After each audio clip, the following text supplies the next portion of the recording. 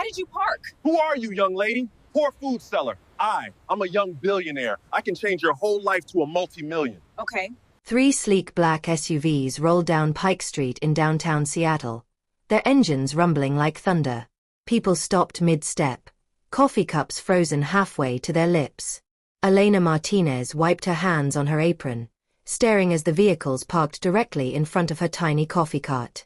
Her heart hammered against her ribs. A man in an expensive navy suit stepped out. He walked straight toward her, his eyes glistening with emotion. "Are you Elena?" he asked. "The woman who's been giving free coffee to my mother every morning?" Elena's throat tightened. "Your mother? Who?" "Margaret," he said, his voice breaking. "The homeless woman you've been feeding for months." The street fell silent. Elena's daughter Sophia dropped the cup she was holding. "Thank you," the man whispered, "for keeping my mother alive when I thought she was dead." To enjoy this story, try to watch the full video so that you will never miss next story. Share it to 10,000 people. If you're enjoying this story of kindness and unexpected miracles, please like this video and subscribe to our channel. Comment below, kindness matters, if you believe small acts of compassion can change lives. Another is coming up next. You won't believe what happens. The morning fog rolled through downtown Seattle as Elena Martinez unlocked a small coffee cart on Pike Street. At 42, her hands showed the wear of 15 years making lattes and serving pastries from this corner, the same corner where she'd built her modest life with her daughter Sophia. "Mom, we're almost out of oat milk," Sophia called out, arranging cups on the counter. At 17, she was already thinking about medical school, though Elena had no idea how they'd afford it. "I'll pick some up after the morning rush," Elena replied, firing up the espresso machine. That's when she noticed the woman. Sitting on the curb about 20 feet away was an elderly lady with silver hair matted against her weathered face. Her clothes were torn, her shoes held together with duct tape. She stared at Elena's cart with hollow eyes. Elena had seen homeless people before. Seattle was full of them, but something about this woman tugged at her heart. Maybe it was the dignified way she sat, or the sadness that seemed to radiate from her like cold air. "Mom," Sophia whispered. "That lady's been watching us for 10 minutes. Elena grabbed a large coffee and a blueberry muffin. "I'll be right back." She crossed the sidewalk and knelt beside the woman. "Excuse me, ma'am. Would you like some breakfast?" The woman's eyes widened. She looked at Elena, then at the coffee, then back at Elena. I don't have money." "That's okay," Elena said gently. "It's on the house." Tears spilled down the woman's cheeks. "Thank you," she whispered. "I'm Margaret." "I'm Elena. And if you're hungry tomorrow, you come right back here, okay?" Margaret nodded, clutching the coffee like it was liquid gold. From that day forward, Margaret showed up every morning at 7. Elena always had something waiting: coffee, a sandwich, sometimes soup on cold days. They never talked much, but a quiet understanding grew between them. Sophia asked once, "Mom, can we afford to keep giving away free food?" Elena smiled. "We'll manage. That woman has nobody. We have each other." 3 months passed. Margaret's routine never changed. She'd arrive, accept her breakfast with tears of gratitude, and disappear into the city. Elena never asked where she went or where she slept. Other customers noticed. Some praised Elena's kindness. Others complained she was encouraging homelessness. Elena ignored them all. One morning, as rain pounded the Seattle streets, Margaret didn't show up. Elena worried throughout the day. But at closing time, there she was, drenched, shivering, apologetic. "I'm sorry," Margaret said. "I didn't want to bother you in this weather." Elena pulled her under the cart's awning and wrapped her in a blanket they kept for cold days. "Margaret, you're never a bother. Never." As Margaret sipped hot chocolate, warming her trembling hands, she looked at Elena with profound sadness. "You remind me of my son," she whispered. "He was kind like you. But he's gone now." "I'm so sorry," Elena said softly. Margaret shook her head. Life takes everyone eventually. Elena didn't know it then, but those words would echo in her mind for months to come. She didn't know that Margaret's story was far more complicated than she imagined. And she certainly didn't know that 3 black SUVs would soon pull up to her cart, carrying a man who would change everything. 6 months had passed since Elena first met Margaret. The routine was sacred now. Every morning at 7, Margaret would shuffle up to the cart, and Elena would have her usual ready: black coffee, 2 sugars, and whatever pastry was freshest. "Mom, the supplier's raising prices again," Sophia said, reviewing invoices on her phone. She'd become Elena's unofficial business manager, squeezing every dollar. "We'll figure it out," Elena replied, though worry gnawed at her. Business was steady but never abundant. Robert's disappearance 3 years ago had left them struggling. Her husband had gone out looking for construction work one day and simply never returned. No body. No note. Nothing. She'd filed police reports, hung flyers, called hospitals. Eventually, everyone told her the same thing: you need to move on. But how do you move on when you don't have answers? "Margaret's late today," Sophia observed, glancing at the clock. It read 7:15. Elena frowned. Margaret was never late. By 7:30, Elena was genuinely worried. By 8 o'clock, she was fighting panic. "Sophia, watch the cart. I'm going to look for her." "Mom, we have customers." "I'll be quick." Elena hurried down Pike Street, checking the usual spots: the library steps, the park bench, the alley behind the grocery store. Nothing. Then she heard it.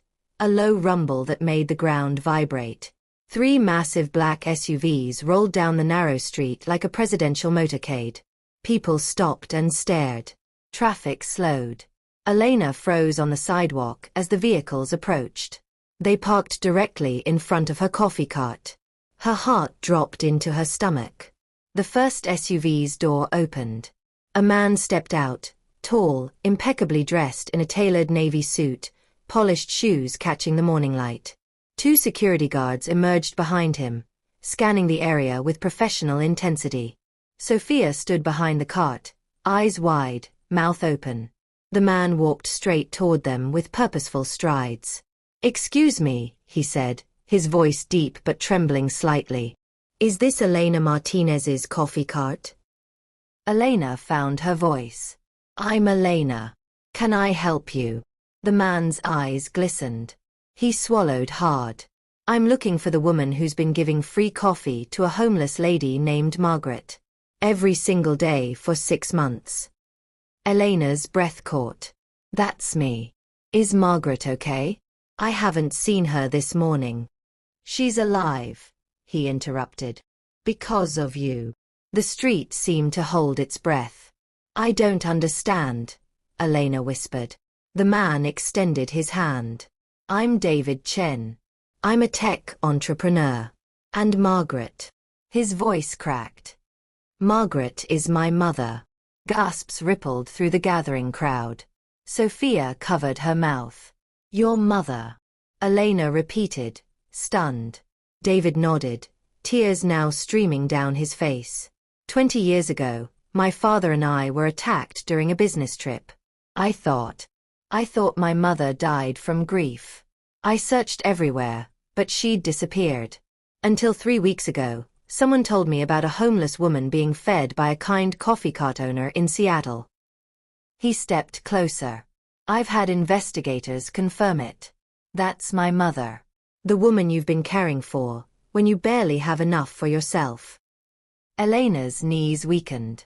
Sophia rushed to support her. "Where is she?" Elena managed to ask. "In the hospital," David said. "She collapsed yesterday from exhaustion and malnutrition. The doctors said if you hadn't been feeding her these past months." He couldn't finish the sentence. Elena pressed her hand to her chest. "Take me to her. Please." David smiled through his tears. "That's why I'm here. And Elena." He paused. "I'm going to do something for you that you'll never forget. Because kindness like yours doesn't go unrewarded. One of the security guards opened the SUV door. Please, David said. Come with me. Elena looked at Sophia, who nodded urgently. Go, Mom. I'll handle the cart. As Elena climbed into the most expensive vehicle she'd ever seen, her mind raced. This couldn't be real. Things like this didn't happen to people like her. But as the SUV pulled away from Pike Street, with customers and passers-by recording everything on their phones, Elena realized that her ordinary life had just become extraordinary. And she had no idea just how extraordinary it was about to become. The SUV glided through Seattle traffic like it owned the roads. Elena sat in leather seats softer than her own bed, her coffee-stained apron a stark contrast to the luxury surrounding her. David sat across from her, phone pressed to his ear. Yes, we're 10 minutes out. Make sure she's comfortable. No, don't tell her yet. I want to explain everything myself. Elena's hands trembled in her lap. 6 months of serving coffee to a homeless woman, and now she was riding with her billionaire son?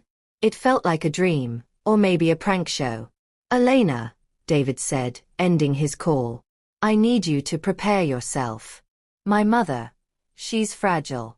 Physically and emotionally. What happened to her? Elena asked softly. How did she end up on the streets?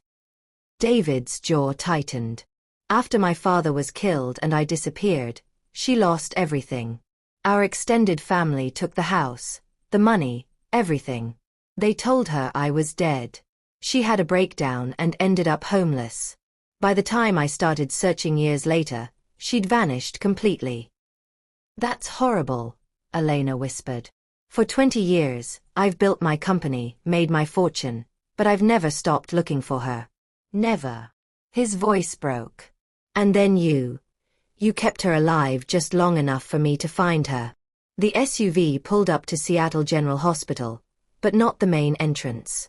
They drove to a private wing Elena didn't even know existed. Mr. Chen, a doctor greeted them immediately. She's awake and stable. Blood pressure's improved. She's asking for the coffee lady. Elena's heart squeezed. They walked through pristine hallways, past nurses who nodded respectfully at David. Finally, they reached a private room. David paused at the door. Ready? Elena nodded, though she wasn't sure she was. Inside, Margaret lay in a hospital bed, looking smaller and more fragile than ever. But her eyes were alert. When she saw Elena, her face crumpled. My dear girl, Margaret whispered. Elena rushed to her bedside and took her hand. Margaret, you scared me. You didn't come for your coffee this morning. Margaret smiled weakly. I'm sorry. I woke up feeling dizzy and I don't remember much after that. The doctors say you were severely malnourished and dehydrated, David said gently, stepping into view. Margaret's eyes widened. She looked at him, then at Elena, then back at him. Her hand flew to her mouth. It's me, Mom, David said, his voice thick with emotion. It's your son. I'm alive. For a moment, nothing. Then Margaret made a sound, a choked gasp that turned into a sob. David, she whispered. My David. He moved to the other side of the bed and took her other hand. Yes, Mom. I survived. I'm here. Margaret pulled him close, weeping into his shoulder. 20 years of grief poured out in those tears. Elena found herself crying too, witnessing this impossible reunion. I thought you were dead, Margaret sobbed. They told me you were dead. I'm so sorry it took me this long to find you, David said. I'm so sorry. They held each other for what felt like an eternity. Elena stepped back, giving them space, wiping her own tears with her apron. Finally, Margaret pulled back and touched David's face like she needed to confirm he was real. How did you find me?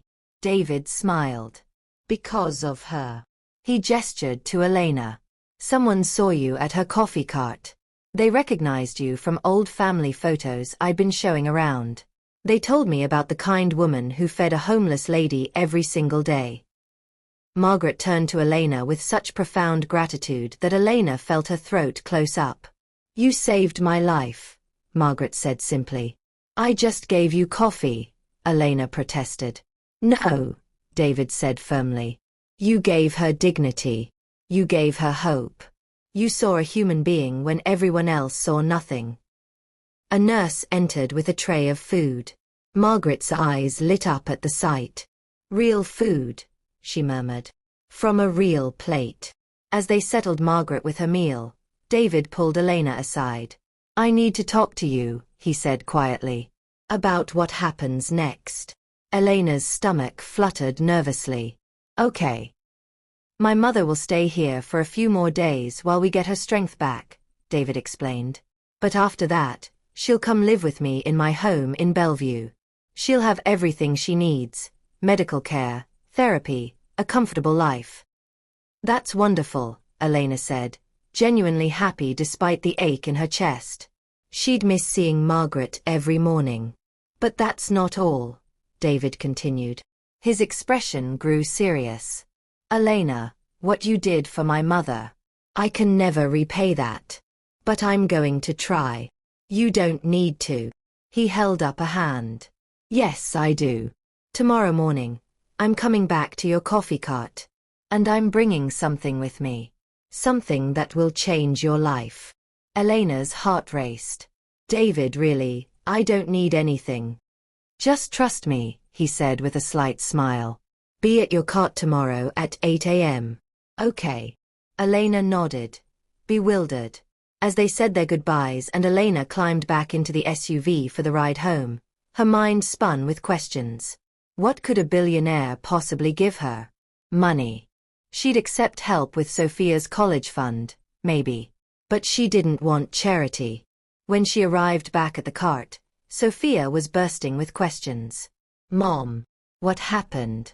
Is Margaret okay? Who was that man? The video's already gone viral.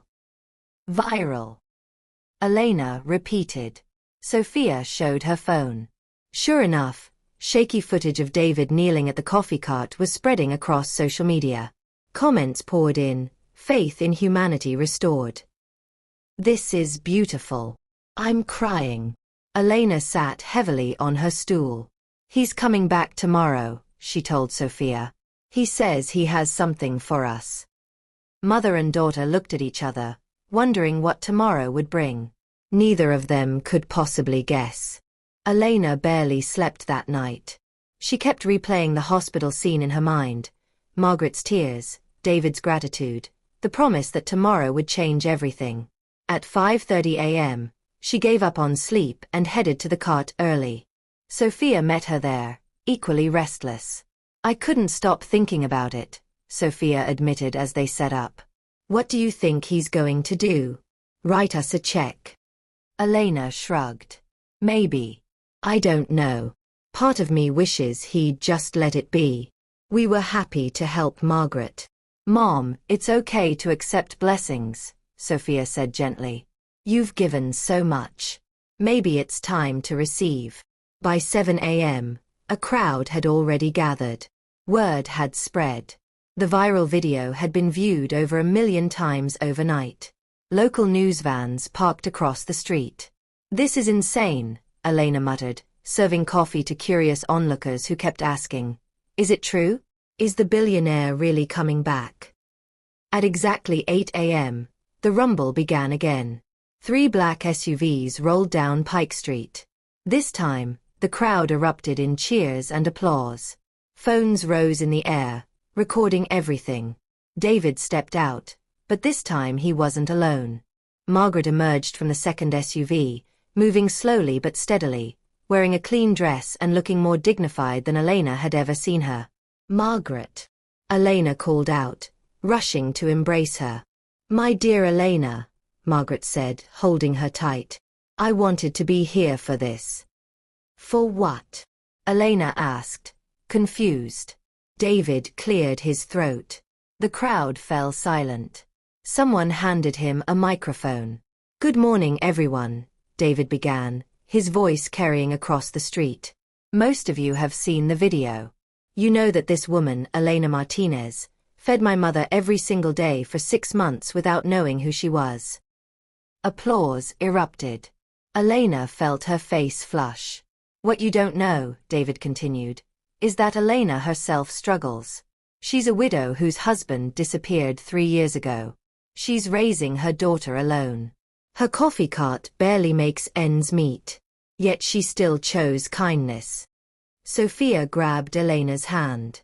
Today, David said, his voice strengthening, I'm here to honor that kindness. Elena, I've already spoken with city officials and secured all necessary permits. He gestured behind him. From the third SUV, 2 men emerged carrying a large framed architectural rendering. They held it up for everyone to see. Elena's breath stopped. The rendering showed a beautiful 2-story cafe, modern, spacious, with floor-to-ceiling windows and the words, Elena's Kindness Cafe, across the top in elegant letters. Construction begins next week, David announced. Right here on this corner. Elena, I'm building you a real cafe. Not just a cart, a thriving business.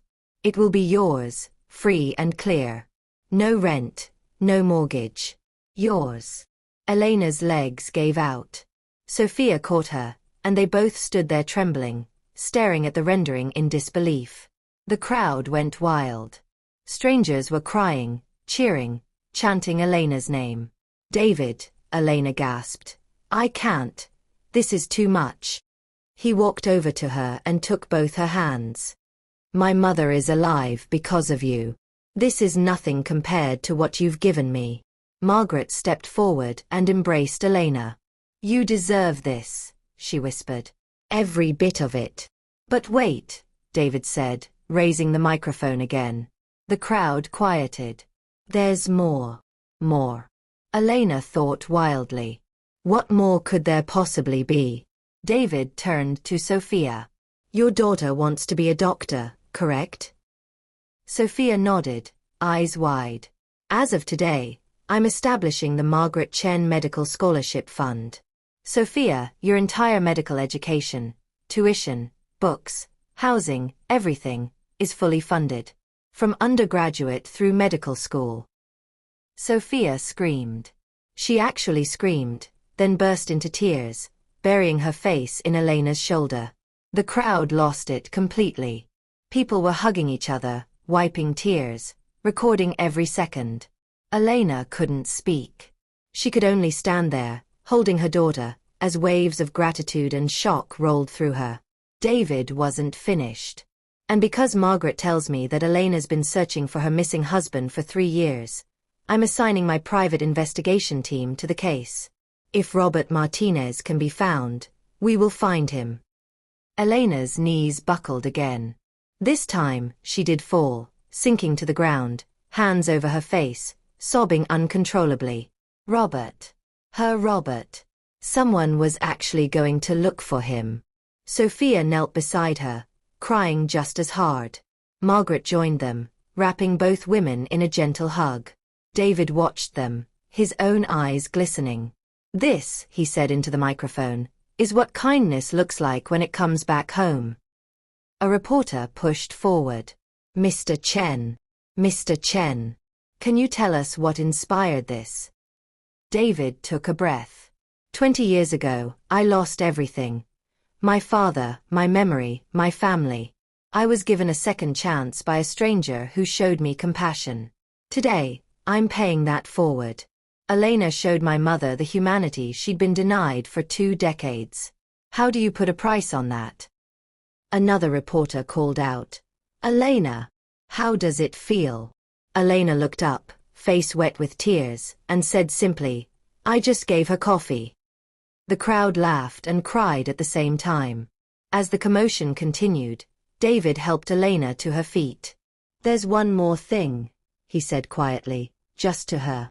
But we'll discuss that privately. Tomorrow. Can you come to my office? Elena nodded, too overwhelmed to do anything else. As the crowd eventually dispersed and the news vans drove away to file their stories, Sophia kept staring at the architectural rendering.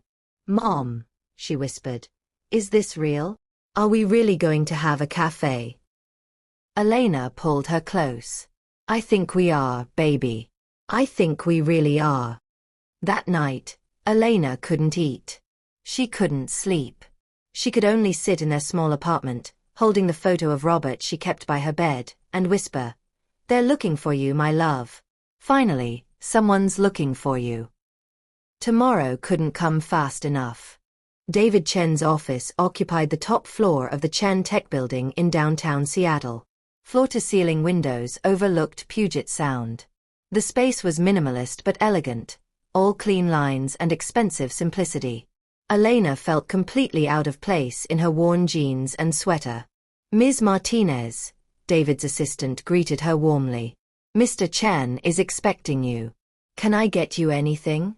Coffee? Tea?" Elena almost laughed at the irony. The coffee cart lady being offered coffee in a billionaire's office. "Water would be nice," she said. David emerged from an inner office, smiling. Today he wore a more casual button-down shirt, but still looked like he'd stepped from a magazine. "Elena, thank you for coming. Please, sit." She settled into a chair that probably cost more than her monthly rent. "I wanted to talk to you privately," David began, "because what I'm about to share is personal and potentially difficult." Elena's stomach tightened. "Okay." David pulled out a folder. "My investigation team works quickly. Very quickly. I asked them to start looking into your husband's disappearance immediately after our announcement yesterday." Elena leaned forward, heart pounding. "Did they find something?"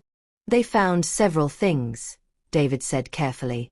"First, your police report from 3 years ago was barely investigated. The detective assigned to the case assumed Robert had simply abandoned you and Sophia." Anger flared in Elena's chest. "I told them he wouldn't do that. I told them something was wrong. I know. And you were right." David opened the folder. Robert was last seen at a construction site in Tacoma. He'd been hired for day labor. According to my team's interviews, he left the site around 6 p.m. but never made it to the bus stop. Elena's breath caught. "Someone saw him leave?" "Yes. And there's more." David paused, weighing his words. "Elena, 3 years ago, there was a criminal operation running in Tacoma. They were targeting day laborers, men who worked for cash, men who wouldn't be immediately missed. They would kidnap them and force them to work in illegal operations." Elena felt the room spin. "Are you saying?" "I'm saying it's very possible Robert was taken. Not killed. Taken."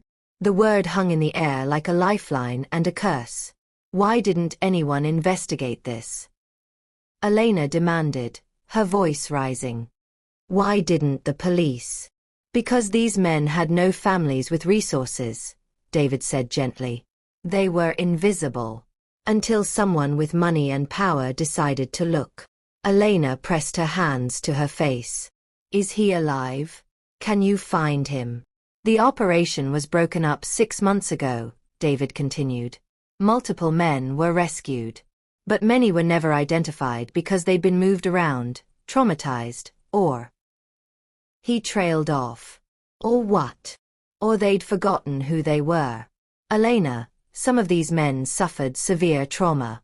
Memory loss. Psychological breaks." Elena stood abruptly, pacing. "I need to see them. The men who were rescued. I need to see if Robert is one of them." David nodded. "I've already arranged it. There's a rehabilitation center in Oregon where the unidentified men are being cared for. We can go tomorrow if you'd like." "Yes," Elena said immediately. "Yes. I'll go." David stood as well. "I want to prepare you. The chances are..." "I don't care about chances," Elena interrupted. "I need to know. One way or another, I need to know." He studied her for a moment, then nodded. "All right. We leave tomorrow morning at 8 a.m. Bring Sophia if you'd like." As Elena turned to leave, David called out, "Elena." She looked back. Whether we find Robert or not, he said softly, you won't face this alone anymore. You have people in your corner now. Elena's eyes filled with tears. Thank you, she whispered. That evening, she told Sophia everything. Her daughter's reaction was immediate. We have to go, Sophia said. We have to find Dad. Baby, he might not be there, Elena warned. We have to prepare ourselves. But he might be, Sophia insisted. And if there's even a chance, we have to take it. They spent the night looking through old photos of Robert, reminding themselves of his face, his smile, the way he used to laugh at Sophia's jokes. Do you think he'll remember us? Sophia asked quietly. I don't know, Elena admitted. But we'll remember him. And that's what matters. The next morning, they met David at a private airfield. A helicopter waited on the tarmac. We could drive, David explained, but this is faster. The facility director is expecting us at 10 a.m. The flight took less than an hour, but it felt like an eternity. Elena stared out the window, her mind racing with possibilities. What if Robert was there? What if he wasn't? What if he was there but didn't know them? When they landed, a car drove them to a quiet facility nestled in the Oregon countryside. It looked more like a retreat center than a rehabilitation facility. Peaceful, with gardens and walking paths. Dr. Patricia Reeves, the director, met them at the entrance. She was a kind-faced woman in her 50s with gentle eyes. Ms. Martinez, she said, shaking Elena's hand. Mr. Chen explained your situation. I've pulled files on all our unidentified residents. There are currently 7 men who match your husband's general description and age range. 7 possibilities. Can we see them? Elena asked, her voice trembling. Dr. Reeves nodded. But please understand, many of these men have been through severe trauma. They may not respond the way you hope. I understand, Elena said, though she wasn't sure she did. They walked through the facility. Through a window, Elena could see men in a common room. Some playing cards, others watching television, a few just staring into space. The first gentleman is in the garden, Dr. Reeves said, leading them outside. Elena's heart stopped. A man sat on a bench, facing away from them. He had the right build. The right hair color. The same slouch Robert used to have when he was tired. Sir. Dr. Reeves called gently. You have visitors. The man turned. Elena gasped. It wasn't Robert. The disappointment was crushing. Sophia squeezed her mother's hand. I'm sorry, Dr. Reeves said softly. Let's continue. They saw 6 men that morning. 6 men who could have been Robert from behind. 6 men who broke Elena's heart when they turned around. None of them were her husband. By the 7th man, Elena was barely holding herself together. They found him in the art therapy room, painting with shaky hands. He didn't turn when they entered. Sir. Dr. Reeves said. Someone's here to see you. He kept painting, broad strokes of blue and green. Robert. Elena whispered, her voice breaking on his name. The man's hand stopped mid-stroke. Slowly, so slowly, he turned his head. And Elena's world stopped. It was him. Older. Thinner. With a scar across his forehead she didn't recognize. But it was Robert. Robert, she sobbed, rushing forward. He stared at her with confused, frightened eyes. I don't. Elena fell to her knees in front of him. It's me. It's Elena. Your wife. Robert's face crumpled. A single tear rolled down his cheek. Elena, he whispered. Is it really you? Elena knelt before Robert, searching his face for any sign that he knew her. His eyes, once so warm and familiar, looked at her with a mixture of fear and confusion. Robert, she said gently, reaching for his hand. It's me. Elena. Your wife. He pulled his hand back, trembling. People have called me different names. I can't remember. Dr. Reeves stepped forward. Mr. Martinez, and we believe that is your name based on the photo Ms. Martinez provided. You've been with us for 4 months. You were found when the authorities raided an illegal operation. You had no identification. Sophia moved closer, tears streaming down her face. Dad. It's me. Sophia. Your daughter. Robert's gaze shifted to her. Something flickered in his eyes, a spark of recognition, maybe, or just confusion. Daughter, he whispered. You used to call me your little doctor, Sophia said, her voice breaking. Because I was always putting band-aids on my dolls. You said I'd be a real doctor someday. Robert's breathing quickened. His hands went to his head. Sometimes I dream about a little girl. With braids. She's laughing. That was me, Sophia sobbed. I had braids when I was younger. You used to fix them every morning before school. A sound escaped Robert, something between a cry and a gasp. The braids, he whispered. I remember braids. Elena dared to move closer. Robert, we lived in a small apartment on Harrison Street. You worked construction. Every Sunday, you made pancakes shaped like Mickey Mouse for Sophia. Robert closed his eyes. His whole body shook. Mickey Mouse pancakes, he repeated slowly. Were they always burned? Elena laughed through her tears. Always. You could never get the timing right. His eyes snapped open. And you'd say. Thank goodness we have syrup, Elena finished. That was my line. Every single Sunday. Robert stared at her.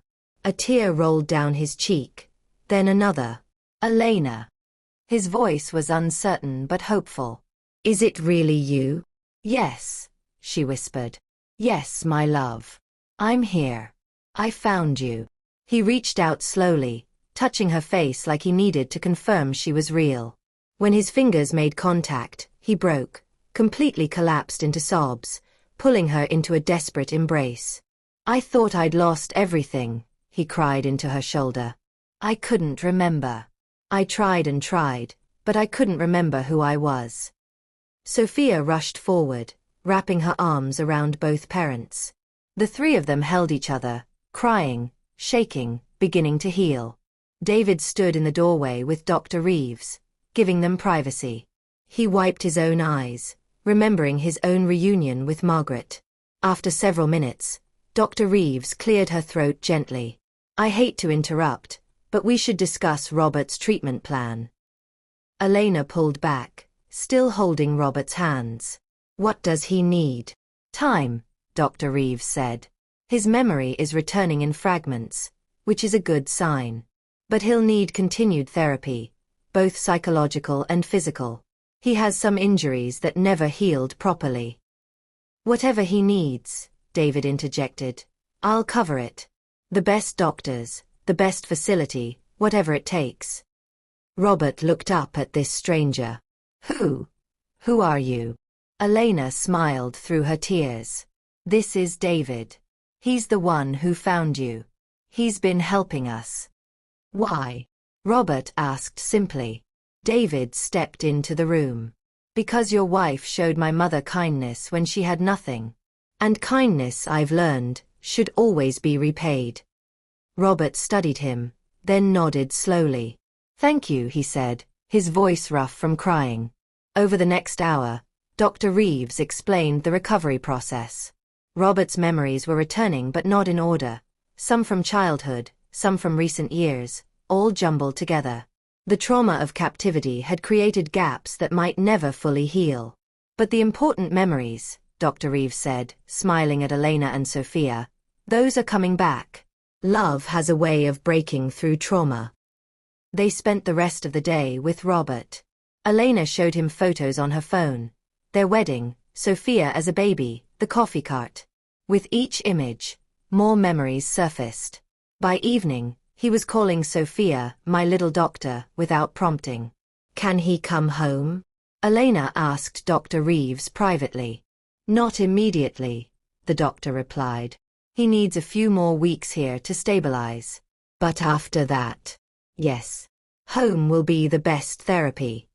That night, as they flew back to Seattle, Sophia fell asleep against her mother's shoulder.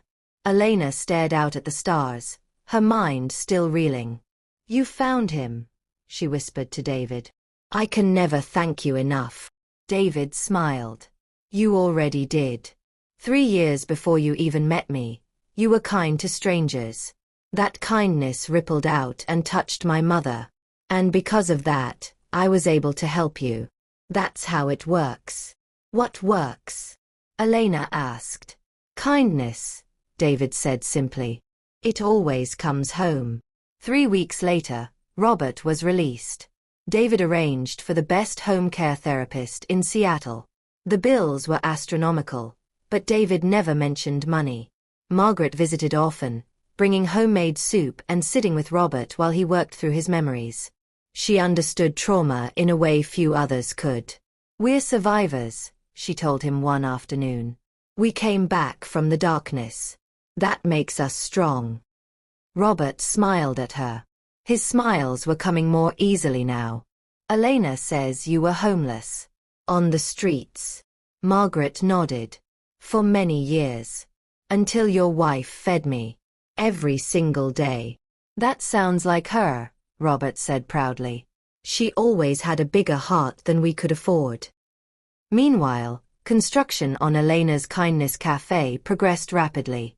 David had hired the best contractors in Seattle. What would normally take a year was happening in months. Elena visited the site every day, watching in amazement as her dream took physical form. The space was beautiful. Large windows letting in natural light, a commercial kitchen that made her old cart look like a toy, seating for 50 customers. "Mom, look at this espresso machine," Sophia called out during one visit. "It's nicer than the one at Starbucks." Elena ran her hand along the counter, tears in her eyes. "I can't believe this is ours." "Believe it," David said, appearing beside her. "You earned it." The grand opening was scheduled for 2 months away. Local media was already buzzing about the story. The coffee cart owner who helped a homeless woman and ended up with a billionaire benefactor. But for Elena, the real miracle wasn't the cafe. It was Sunday morning, and Robert stood in their small kitchen, wearing an apron, holding a spatula. "Okay," he said nervously. "Mickey Mouse pancakes. Let's see if I remember how." Sophia sat at the table, grinning. Elena leaned against the counter, watching. Robert poured the batter carefully, forming a circle for the head and 2 smaller circles for ears. The shape was lopsided. The ears were different sizes. And when he flipped them, they were definitely burned. "Perfect," Elena whispered. Robert turned, spatula in hand, and smiled at his family. "Thank goodness we have syrup." Sophia burst out laughing. Elena walked over and kissed her husband. They were home. Finally, completely home. The morning of the grand opening, Elena woke at 4 a.m., too excited to sleep. She slipped out of bed carefully, not wanting to wake Robert, who still needed extra rest as part of his recovery. In the living room, she found Sophia already awake, staring at her phone. "Mom, look at this," Sophia said, turning the screen toward her.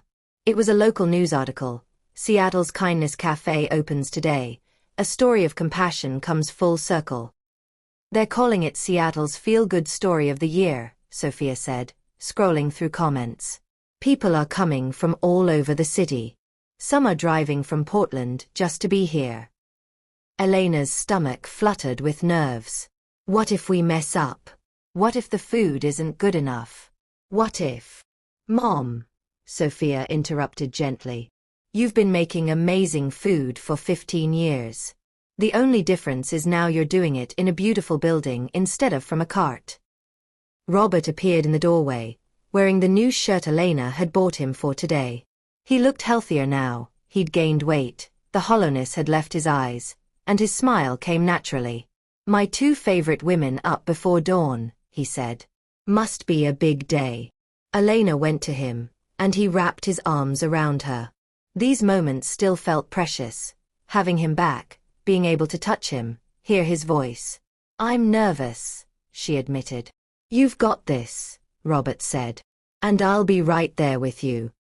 By 7 a.m., they arrived at the cafe. A line had already formed outside, at least 50 people wrapped around the block. "Oh my God," Elena whispered. David's car pulled up, and he emerged with Margaret, who looked radiant in a new dress. "Ready for your big day?" David asked. Elena took a shaky breath. "I think so." Inside, the cafe gleamed. Everything was perfect, from the menu boards to the fresh flowers on each table. The staff David had helped her hire stood ready in their uniforms, nervous but excited. "All right, team," Elena said, gathering everyone. "Today isn't just about serving coffee. It's about showing people what kindness looks like. Every customer who walks through that door gets treated like family." "Understood." "Yes, chef," they responded in unison. At 8 a.m. sharp, Elena unlocked the front door. The crowd surged in, not with chaos, but with genuine warmth. People hugged Elena, thanked her, took photos. Many had seen the viral video. Some had followed the story from the beginning. "I wanted to support you," one woman said. "What you did for that homeless lady. It inspired me to volunteer at a shelter." A man shook Elena's hand. "Your story reminded me that good people still exist." By noon, they'd served over 300 customers. The line never stopped. People ordered coffee, pastries, sandwiches, everything on the menu. "Mom, we're running low on muffins." Sophia called from behind the counter. "I'm on it." Elena rushed to the kitchen, where Robert was helping the bakers. "How's it going out there?" he asked. "Crazy," Elena laughed. "Amazing. Overwhelming. All of it." He smiled and kissed her forehead. "You deserve every bit of this." At 2 p.m., David tapped a microphone that had been set up near the window. "Everyone, can I have your attention, please?" The cafe quieted down. "I want to thank you all for being here today," David began. "This cafe represents something bigger than business. It represents what happens when we choose to see each other's humanity." Applause filled the space. "But I also want to share something," David continued, his voice taking on a more serious tone. "When Elena helped my mother, she didn't know who Margaret was. She didn't know I existed. She just saw someone who needed help. And that's the purest form of kindness." More applause. Elena felt her cheeks flush.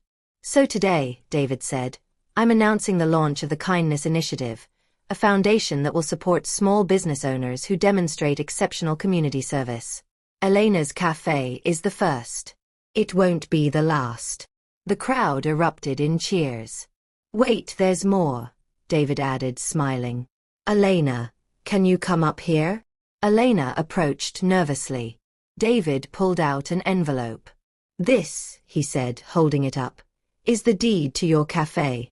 It's officially yours, free and clear. No strings attached.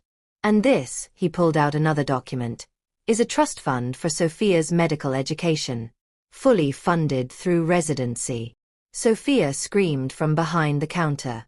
Customers laughed and applauded. Elena couldn't speak. She just stood there, shaking her head in disbelief. Margaret stepped forward and took the microphone. "I want to say something," she said softly. The cafe fell silent. "For years, I had nothing. No home, no family, no hope. I slept under bridges.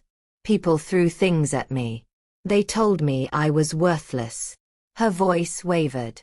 "But every morning, Elena gave me coffee. She smiled at me. She called me by my name. She made me feel human again." Tears rolled down Margaret's cheeks. "She saved my life.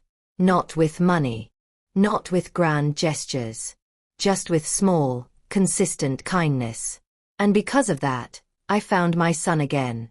That's the power of caring about people." There wasn't a dry eye in the cafe. Elena hugged Margaret tightly. "You taught me something too," she whispered. You taught me that we're never too broken to be saved. As the afternoon wore on, the cafe remained packed.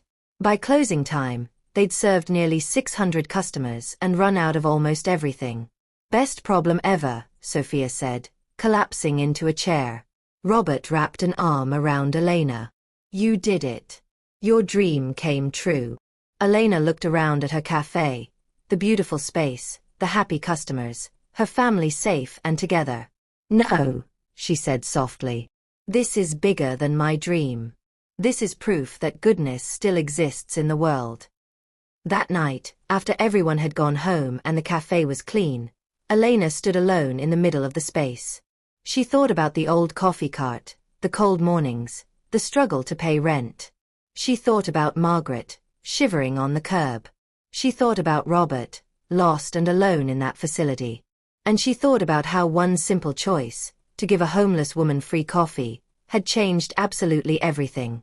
Thank you, she whispered to the universe, to God, to whatever force had guided her path. The lights of the cafe glowed warm in the Seattle night.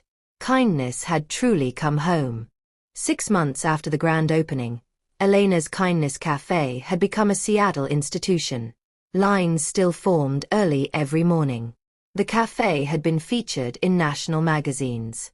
People traveled from across the country just to visit. But for Elena, the best part was simpler. Coffee with Margaret every morning, just like old times. Except now they sat at a proper table instead of on a curb. How's Robert doing? Margaret asked one Tuesday morning. Better every day, Elena said. His therapist says his memory recovery is remarkable. He remembers almost everything now. And Sophia? Elena beamed. She starts pre-med next fall. Can you believe it? My baby's going to be a doctor. Margaret squeezed her hand. Because of you. Everything good in their lives comes from you. No, Elena said firmly. It comes from all of us helping each other. You, me, David, Robert. We're all connected. As if summoned by his name, David walked through the cafe door. He'd become a regular fixture, often working from a corner table, his laptop open, his security team waiting outside. Morning, ladies, he said, sitting down with them. Elena, I need to talk to you about something. His tone was serious. Elena's stomach tightened. What's wrong? Nothing's wrong, David assured her. But something's come up. Something about your husband. Elena's heart skipped. What about Robert? David pulled out his tablet and opened a document. My investigators have been piecing together exactly what happened to Robert during his 3 years of captivity. The operation that held him was more extensive than we initially thought. Okay, Elena said slowly. They kept detailed records, financial transactions, movement logs, everything. And while going through those records, my team found something unexpected. He turned the tablet toward her. On the screen was a blurry photo of several men being transported in a truck.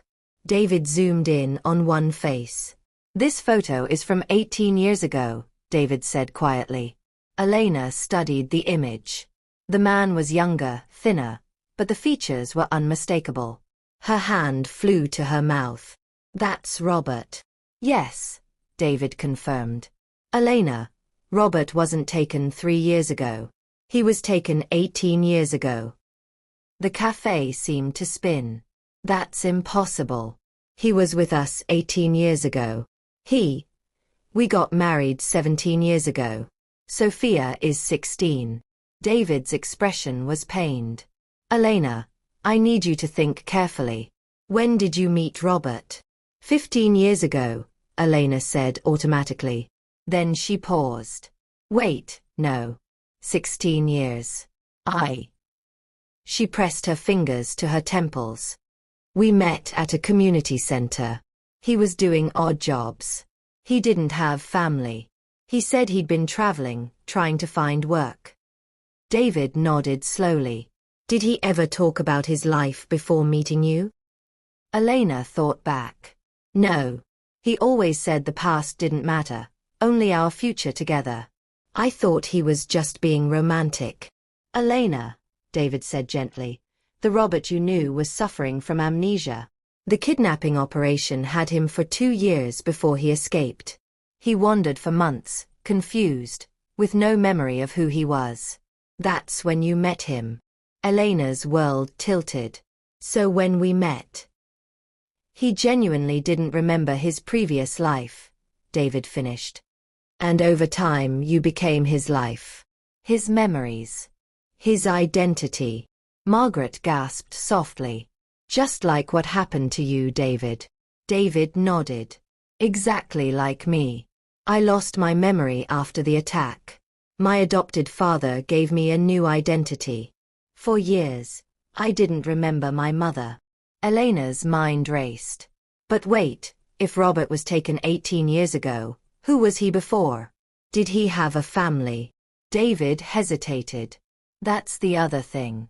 My team found his original identity. His real name before the kidnapping. What was it? Elena whispered. Martin Chin. The silence that followed was deafening.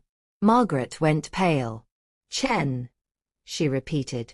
David's jaw tightened. Yes, Martin Chen.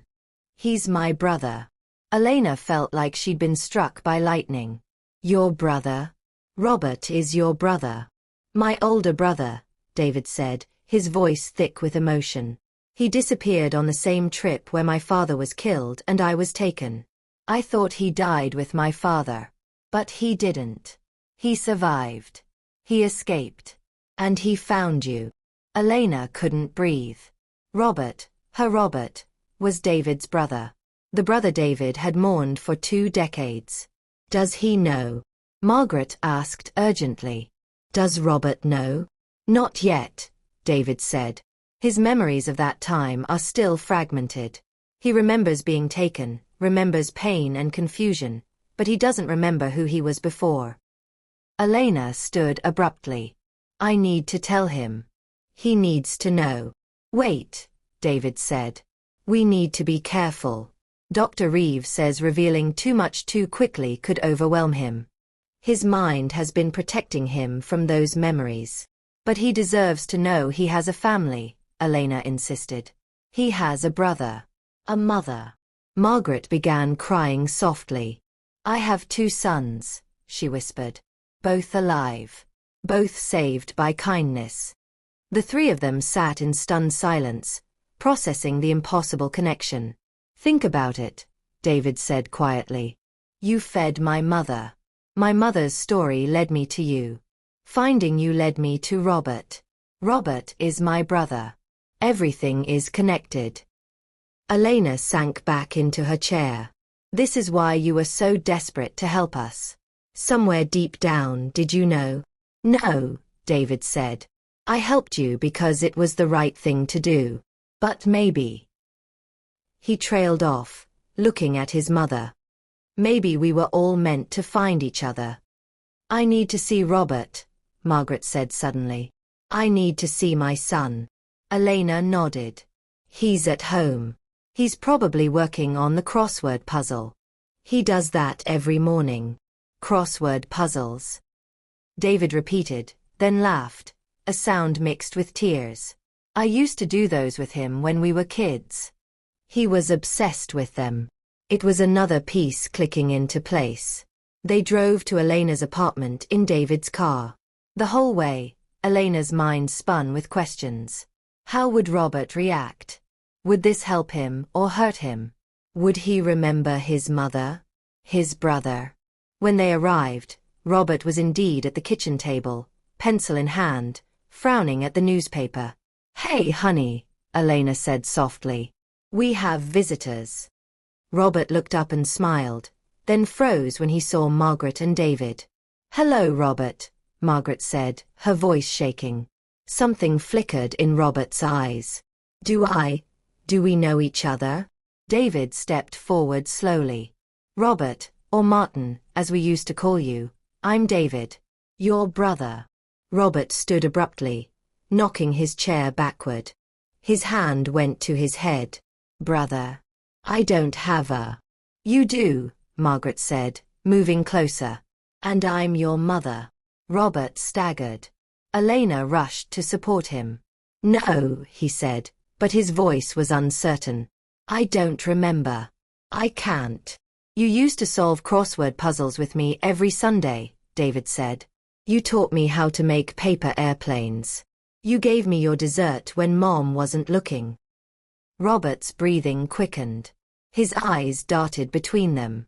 You called me little brother, David continued, tears streaming down his face. And I called you Marty. At that word, Marty, something broke open in Robert's expression. Marty, he whispered. Then louder. Marty. Someone used to call me Marty. Margaret reached for him. I did. I called you my Marty.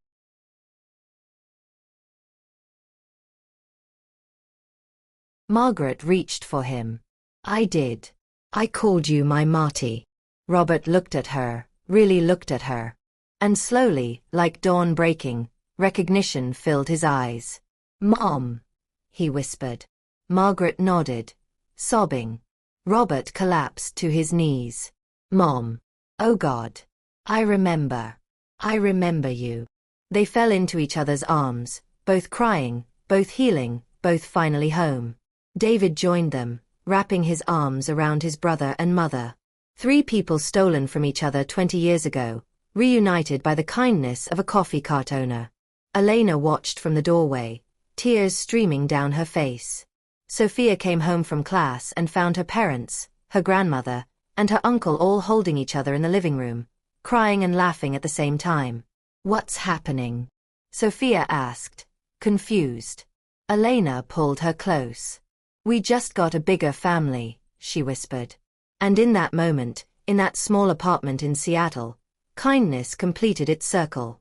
3 weeks after the revelation, the Chen family, all of them old and new, gathered for a celebration that had been 20 years in the making. David had reserved an entire restaurant, not Elena's cafe, giving her a day off for once, for a private family dinner. But family had grown to include not just blood relatives, but the people who'd become family through kindness. Elena and Robert, or Martin, as his mother and brother now called him, arrived first. Robert was still adjusting to his reclaimed identity. Some days he felt like Martin Chen. Other days he felt like Robert Martinez. Most days, he felt like both. I never thought I'd remember this much, Robert told Dr. Reeves during their last session. It's like 2 lives merging into one. That's because they are one life, the doctor had replied. You're not 2 different people. You're one man who survived incredible trauma and built a beautiful life despite it. Now, walking into the restaurant with Elena's hand in his, Robert felt more whole than he had in decades. Margaret was already there, wearing a dress that David had bought her. She looked elegant, healthy, and radiantly happy. She hugged her son tightly. My Marty, she whispered. I still can't believe you're here. I'm here, Mom, Robert said.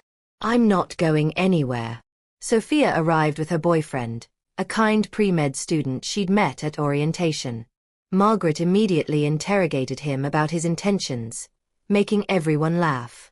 Grandma, relax, Sophia said. We just met. I'm making sure he's good enough for my granddaughter, Margaret replied with mock sternness.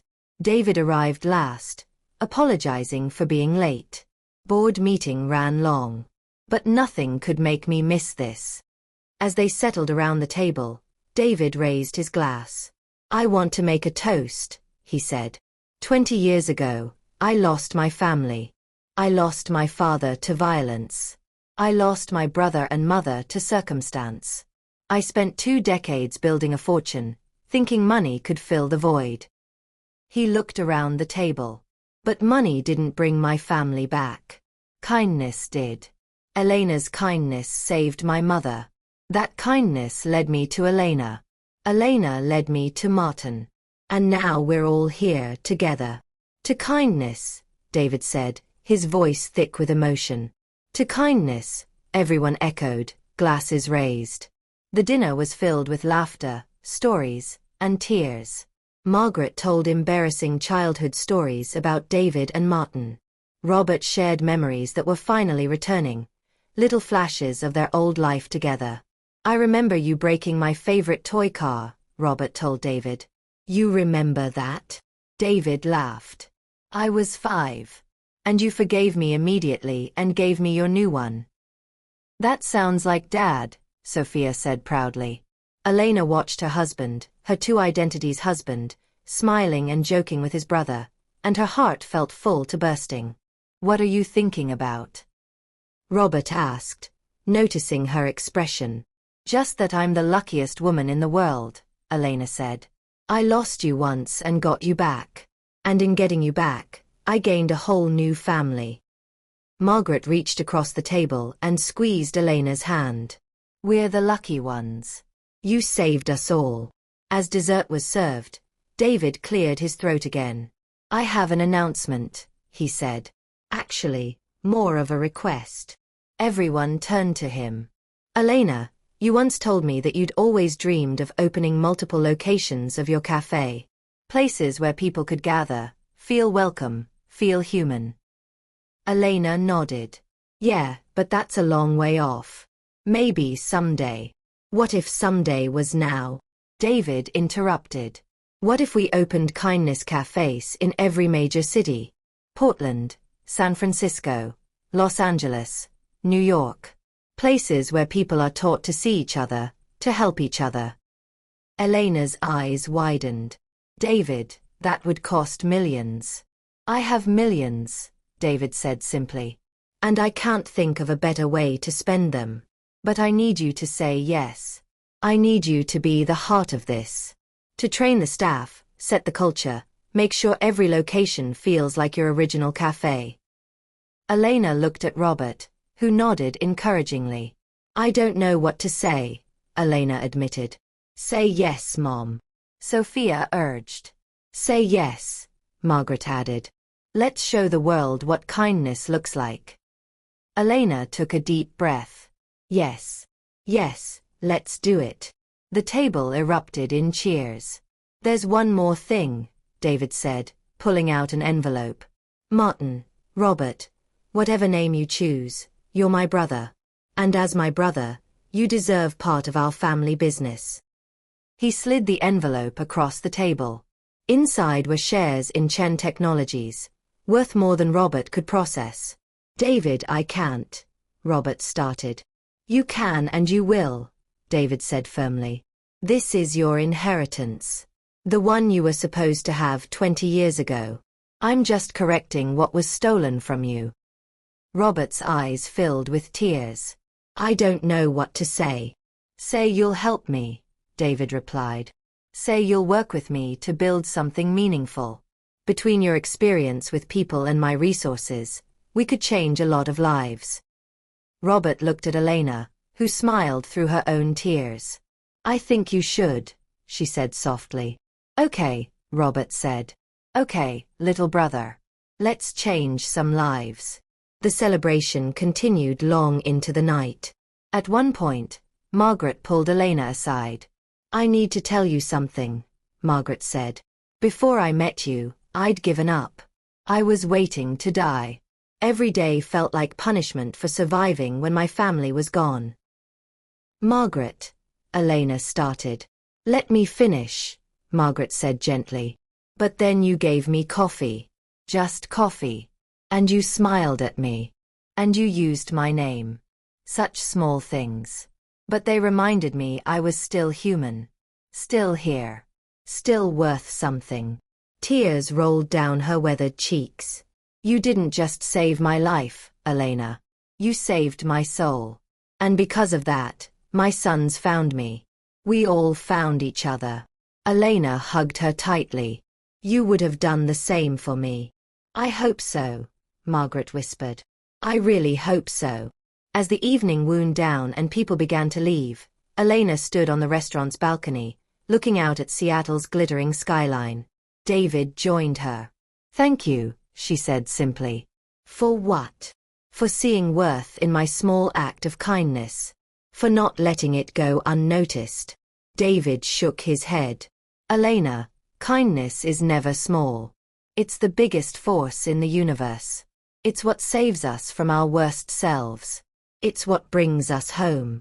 Elena smiled. I used to think I was just surviving. Just getting through each day. But I wasn't surviving. I was planting seeds.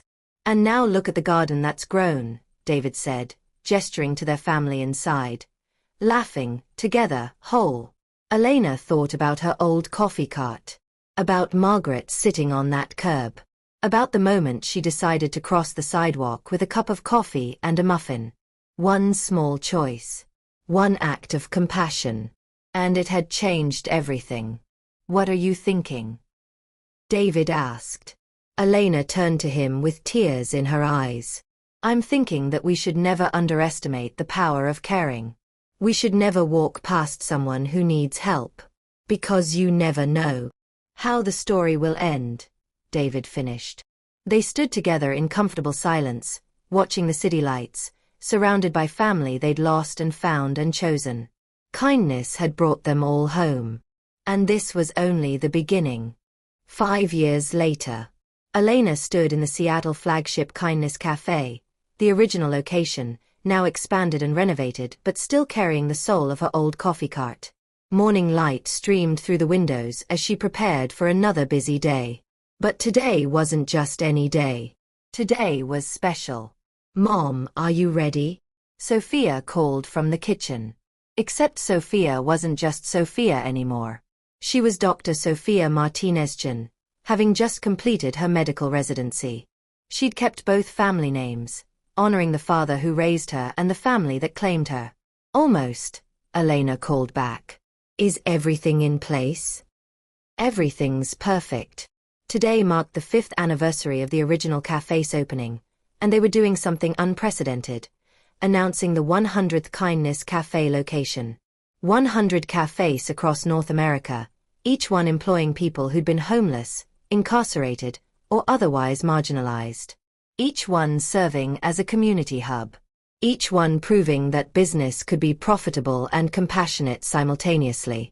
The initiative had transformed thousands of lives. Robert, now comfortably going by both Robert and Martin depending on the context, entered through the front door with Margaret on his arm. His mother was 73 now, moving slower but sharp as ever. She volunteered at the cafe 3 days a week, refusing to simply retire and do nothing. The crowd's already gathering outside, Robert said. Must be 200 people. Media's set up too, Margaret added. This is bigger than I expected. David arrived moments later, briefcase in hand, looking harried but happy. He was still CEO of Chen Technologies, but he'd shifted the company's focus towards social impact. Forbes had recently named him the billionaire with a conscience. Sorry I'm late, David said. Conference call with the Portland location. They're ready for their expansion. You're not late, Elena assured him. We don't start for another 20 minutes. The family gathered in the kitchen for a quiet moment before the chaos began. It had become tradition, these brief moments of connection before big events. Can I say something? Margaret asked. Everyone turned to her. 5 years ago, I was homeless, hopeless, and ready to die, she said, her voice steady. Today I have 2 sons, a daughter-in-law I love like my own, a granddaughter who's a doctor, and a purpose that gets me out of bed every morning. She looked at Elena. You did that. 1 cup of coffee at a time. Elena's eyes filled with tears, happy tears, which came so much easier these days. We all did it, Elena said. We saved each other. Sophia checked her watch.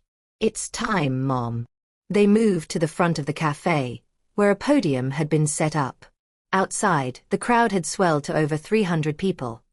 Employees from various cafe locations, community members, media, and people whose lives had been touched by the Kindness Initiative. Elena stepped up to the microphone, her family behind her. 5 years ago, she began, I owned a small coffee cart on this corner. I barely made enough to survive. But I was happy because I was doing what I loved. Serving people, making connections, creating small moments of joy. The crowd smiled, many nodding. One day, I met a homeless woman named Margaret. I gave her coffee. That's it. Just coffee. I didn't think it was remarkable. I didn't expect anything in return. She turned to Margaret, who wiped her eyes. But that small act created ripples I could never have imagined. Margaret's son found us. He reunited with his mother. That reunion led to finding my missing husband. My husband turned out to be Margaret's other son. My daughter got to go to medical school. And together, we built something that's now helping thousands of people. Elena's voice grew stronger. Today, we're announcing our 100th cafe location. But more than that, we're announcing the Kindness Initiative's next phase. We're opening training centers in 10 cities, teaching other business owners how to build compassionate companies. We're creating a movement. The crowd erupted in applause. David stepped forward. My sister-in-law is too modest, he said. So let me add some numbers. The Kindness Cafe Network has created 3,000 jobs. We've served over 10 million customers. We've donated 500,000 meals to homeless shelters. And we've inspired 147 other businesses to adopt our model. More applause. Someone in the crowd yelled, "This is what the world needs." Robert took the microphone next. I want to share something personal, he said. 5 years ago, I didn't know who I was. I'd lost decades of my life to trauma and amnesia. But this woman, he gestured to Elena, loved me anyway. She built a life with me when I had nothing to offer but broken pieces. His voice wavered. And when I found my birth family again, she didn't hesitate. She welcomed my mother and brother with open arms. She expanded our family instead of feeling threatened by it. Elena wiped tears from her cheeks. That's what real love looks like, Robert continued. That's what real kindness looks like. It doesn't count the cost. It doesn't keep score. It just gives and gives and gives. Sophia stepped up beside her parents. I'm Dr. Sophia Martinez-Chan, she said proudly. I just finished my residency in family medicine. And I'm here to announce my next step. Elena looked at her daughter in surprise. They hadn't discussed this. I'm opening a free clinic, Sophia said. Right next door to this cafe. The Kindness Health Center. We'll provide medical care to anyone who can't afford it. No insurance required. No one turned away.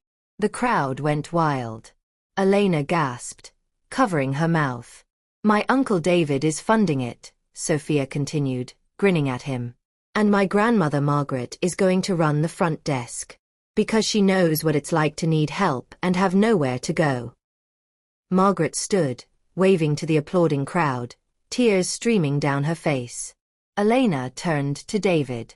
You knew about this? He smiled. She came to me 3 months ago. How could I say no? She's her mother's daughter. She wants to help people. As the formal announcements concluded, the crowd was invited inside for complimentary coffee and pastries. People flooded in, celebrating, taking photos, sharing their own stories of how the Kindness Cafe had impacted them. A young woman approached Elena.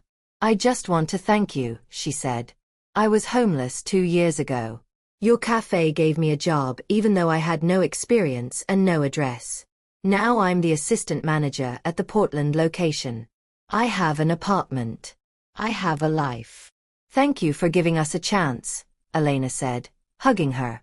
An older man shook Robert's hand. I saw your story on the news, he said.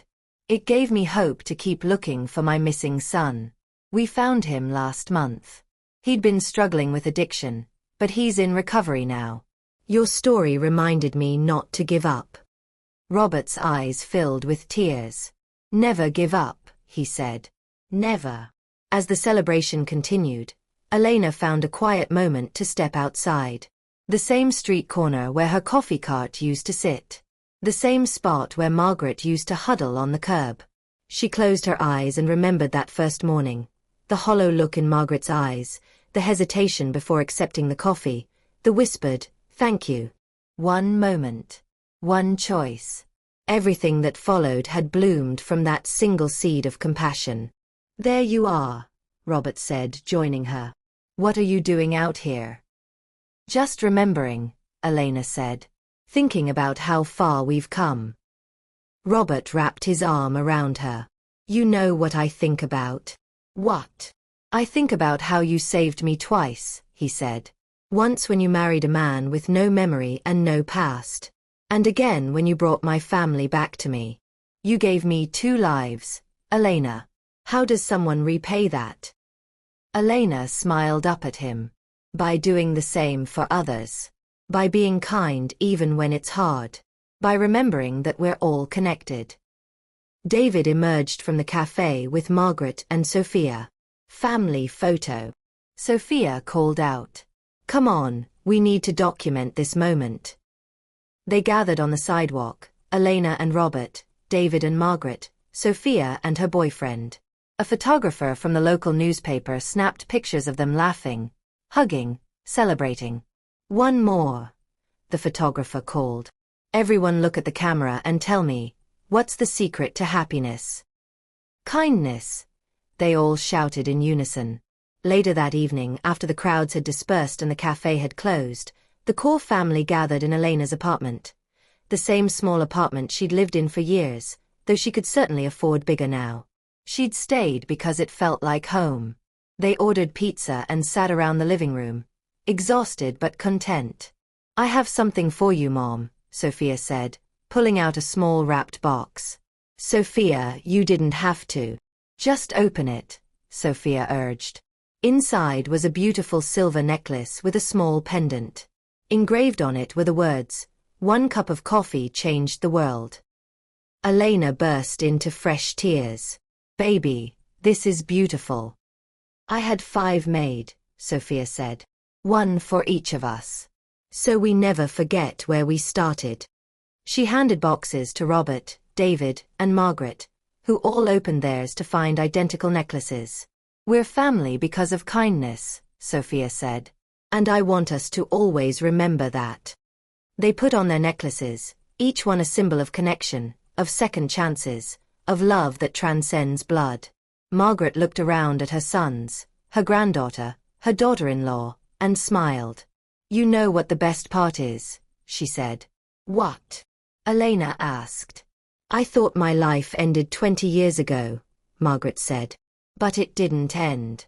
It was just waiting. Waiting for the right person to remind me I was still here. Still valuable. Still loved. She reached for Elena's hand. You were that person. And because you saw me, my sons found me.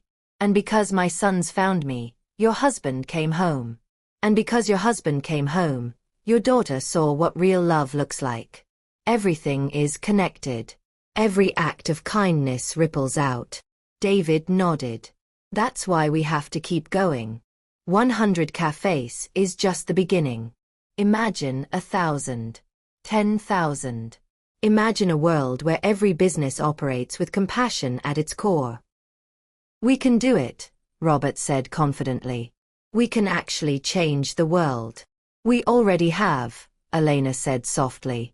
1 person at a time. As midnight approached and everyone prepared to head home, Elena stood at her window, looking out at the Seattle skyline. Somewhere out there, the original Kindness Cafe sign glowed in the darkness, a beacon of hope on the corner where everything had begun. She thought about all the Margarets in the world, people who were invisible, hurting, waiting for someone to see them. She thought about all the Elenas, people who had the power to change lives with small acts of compassion but didn't realize it. And she made a promise to herself. She would never stop encouraging kindness. Never stop showing people that they mattered. Never stop believing that 1 cup of coffee could change everything. Because it had. It really, truly had. 20 years of separation had ended because someone chose to cross a sidewalk with coffee and a muffin. 3 years of grief had ended because a son never stopped searching.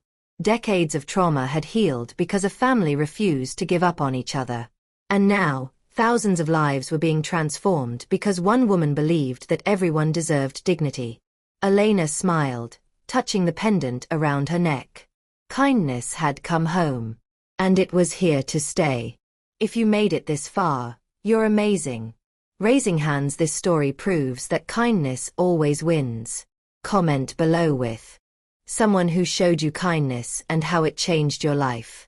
Then go show kindness to someone else today. You never know how it might change their world.